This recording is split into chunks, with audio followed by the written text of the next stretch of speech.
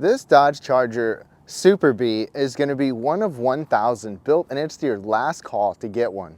The Super B first debuted in the 60s, and now we have it here for this last year of the Dodge Charger. This is a 2023 model, and like I said, it's the last call. Based on the Scat Pack, we're going to take a look at everything in the inside, outside, and get it out on the road for a test drive. Let's get started. All right, y'all, let's take a quick look at the exterior details. So first of all, this car does have some ice on it. I'm sorry about that, but otherwise, this is based on the Scat Pack, the Super B, and I really like that.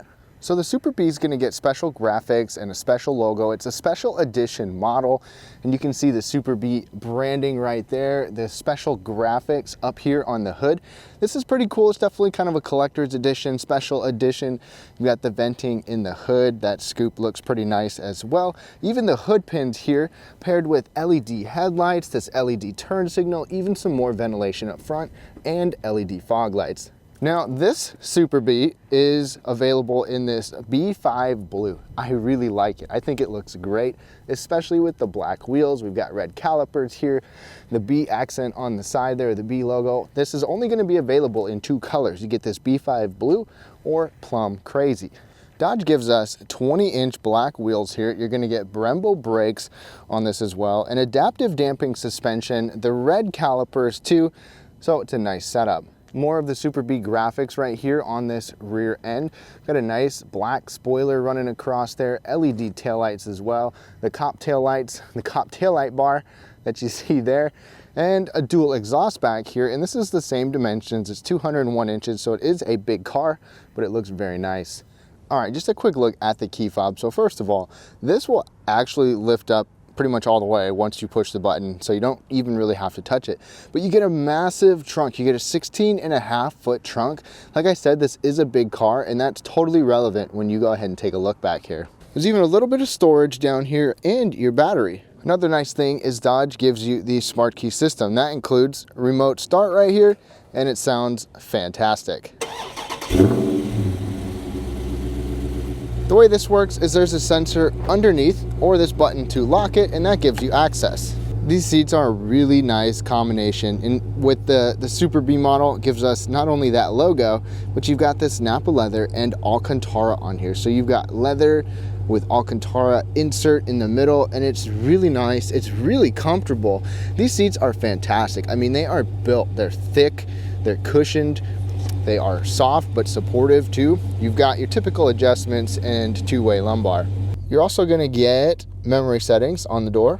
In addition to that, you've got this control icon where you've got heated seats, you have ventilated seats for you and your passenger, and even a heated steering wheel. The steering wheel is even leather wrapped. This steering wheel is also power adjustable, so you've got the entry exit system, so the seat and the steering wheel will move where you want.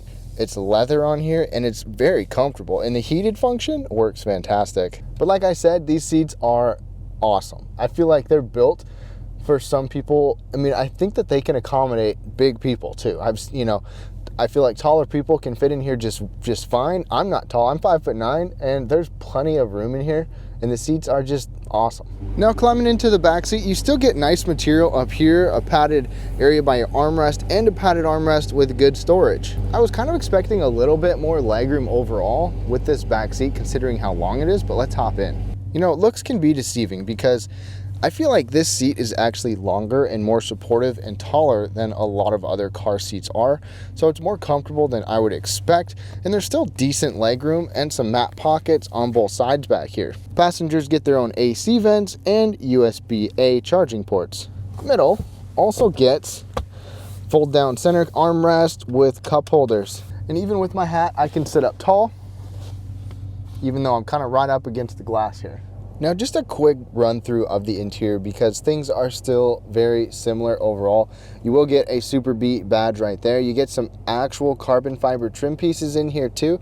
Everything looks very familiar to what you've seen on other Chargers. Same kind of steering wheel controls. You still get adaptive cruise control, the paddle shifters here as well, and this analog/digital cluster. All analog info in the middle, and I really appreciate how much information they actually show you on this screen. It's kind of crazy just how much is available, or you can keep it just on the speedometer if you want to. Coming across, we get Kind of a smaller size screen right here, nothing crazy or fantastic, but I do like the way that the Uconnect systems work for the most part. One thing to note is that this one has been a little bit buggy. It's frozen a couple times. The Apple CarPlay doesn't pop up about half the time that I plug in. Different cords have been tried, but for the most part in other FCA vehicles or Stellantis vehicles like this, it's been good. And I like how you can have a shortcut and you can go to all of this stuff on here, which is kind of necessary because you don't have the same kind of physical like heated seat controls, heated steering wheel controls. You have to rely on that screen, but you will get controls down there, a volume knob, a tuning knob, even launch control in your drive modes. And let's go ahead and hit that. I like how you have access to all of these. You can even set your launch control RPM that you're going to hold it to. Pretty cool. Even line lock, warm up those rear tires. I love the ability to do all of that on here. One thing that I do wish, kind of like we've seen in some foreign cars, is there's maybe like a button over here or over here where you can very quickly go into like sport mode or a custom mode or something, because it's kind of annoying to hit this and then go up into the screen, but it's just a small complaint. Dual zone climate control right down there. Let's go ahead and throw it in reverse. Show up on the screen. It's just your basic dynamic guidance lines, backup camera. But down here, we've got a little storage area, a 12-volt power outlet, a little storage area down there, even a little Dodge Brothers branding on here as well. Some more of that carbon fiber trim. Cup holders work well in here. Got no complaints about that. Then this can slide forward to cover it up. Got a good size armrest here. And inside of there, you've got this little storage bin right there. You've got a couple of USB ports, auxiliary port, and there's a 12-volt power outlet down there too. Dodge also gives us a locking glove box, which is even two-tiered. Right overhead, we get an automatic dimming rear view mirror. It's not frameless either, so I like that, where you actually have the whole mirror that can dim. Overhead, we get garage controls. We've got these interior lights, sunglass holders, which are kind of just disappearing on cars nowadays. Then when you pull this visor out to the side, this whole thing can move, plus that little piece can move too. Another thing to note, as you might have noticed already, you've got this suede headliner in this Super B model too. All right, now nothing is different under the hood, unfortunately, but I really do like the Scat Pack powertrain. It is personally my favorite powertrain for the Charger. So this gets the 6.4 liter SRT Hemi V8 from the Scat Pack with 485 horsepower, 475 pound-feet of torque, and their 8-speed automatic. It even gets a last call plaque right here under the hood. It's just a nice little send-off. It's got great numbers, it is fast, it is fun to drive, and it sounds fantastic. And you've even got these hood pins right here, which are also pretty cool. All right, y'all, we are now behind the wheel of this Charger. And like I mentioned earlier, talking about the powertrain, the Scat Pack powertrain is my favorite Charger powertrain, and Challenger for that matter. The reason I like it is because I've driven the Hellcat Red Eye in this Charger, and I've driven the Scat Pack and the Challenger, and now here with the Charger. And the Hellcat Red Eye, it's a one of a kind. It's amazing, it's so powerful, you get so many looks, but it's just like for city and day-to-day driving, it's just almost too much. I mean, it's awesome, and I'm sure a lot of you would love it, but it's just over the top and just flat out kind of dangerous. This one you can have some fun in without killing yourself if you're an amateur, and it still sounds awesome. Just partial pedal and this thing just gets moving, and it sounds amazing too. We're just in auto mode right now, so basically street mode.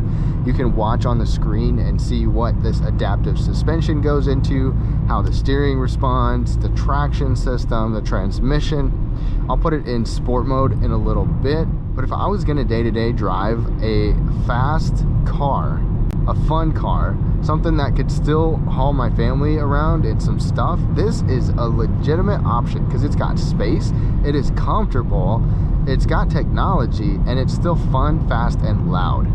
Now I'm gonna put us in sport mode. Like I said, I wish we had just like a different button over here to just quickly one touch, boom, you're in like your custom mode or sport mode. You've got the drive mode button down there and on the screen. Let's get a little pedal down.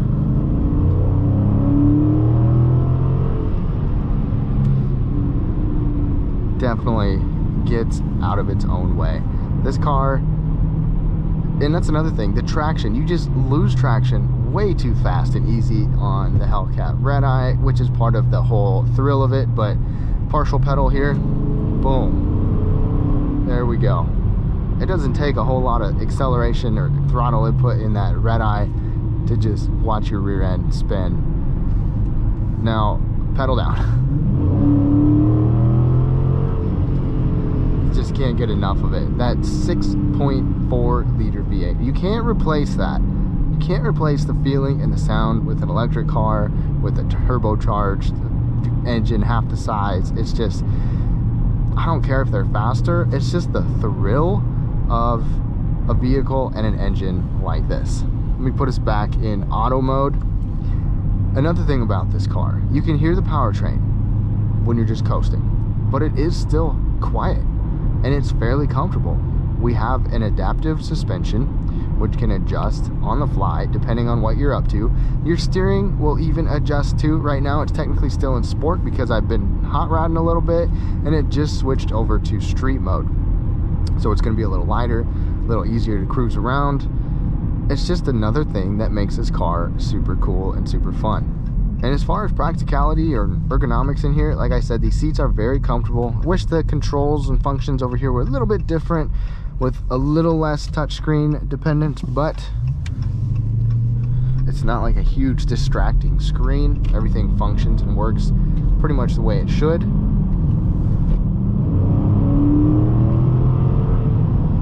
One for the money. I hope you enjoyed the test drive. Obviously there's all kinds of burnouts and launch control, takeoffs and things like that with this car, but day to day, I love it. So to wrap things up on this Super B Charger, I personally really enjoy driving these Dodge Chargers. Not only are they fun and powerful and they just kind of have this mean attitude about them, they're still practical and they're spacious and they're comfortable and they have a lot of features. And this one, it's the last call. It's basically like a collector's item. So let me know what you think. Would you consider buying one of these for its last year? I'd love to know what you think. I hope you enjoyed the video. Leave a thumbs up if you did, and have a great day.